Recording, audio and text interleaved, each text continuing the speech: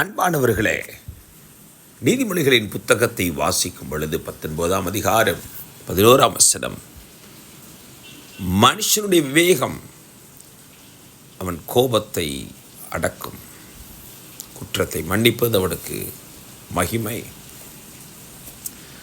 மனுஷனுடைய விவேகம் அவன் கோபத்தை அடக்கும். பாருங்கள், எவ்வளவு அழகான ஒரு வார்த்தை, விவேகம். இப்போ விவேகம் அல்ல, நிறைய முறை நம்ம வாசித்திருக்கிறோம் சாலைகளில்.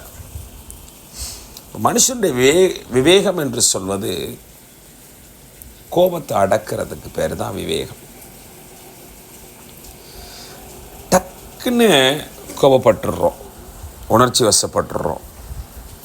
வாகனம் ஓட்டும் போதாக இருந்தாலும் சரி, எவனாவது ஒருத்தன் வேகமாக நம்மளை கிராஸ் பண்ணி போட்டான்னா, அவன் யாரோ எந்த ஊரில் பிறந்தவனோ, நமக்கு உடனே கோபம். உடனே எப்படியாவது ஹார்ன் அடித்து அவனை பிடிச்சி அவனுக்கு விரட்டி அவனை கையை காட்டி மிரட்டி. கவனிங்க, இது கோபத்தை அடக்குதல் விவேகம். மனுஷனுடைய விவேகம் அவன் கோபத்தை அடக்குகிறது.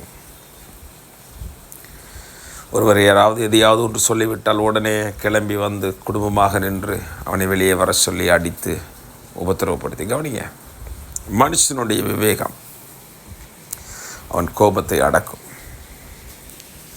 குற்றத்தை மன்னிப்பது அவனுக்கு மகிமை. மனுஷனுடைய மகிமை என்ன தெரியுங்களா? மகிமையுள்ள ஆண்டவர் ஆராதிக்கிற நமக்கு ஒரு மகிமை இருக்குன்னா, மனிதர்கள் நமக்கு விரோதமாய் குற்றம் செய்யும்போது அவர்களை மன்னிப்பது, குற்றத்தை மன்னிப்பது மனுஷனுக்கு மகிமை. அன்பானவர்களே, இந்த நல்ல நாளிலே கோபத்தை அடக்க ஆண்டவர் நமக்கு ஞானம் தருவாராக.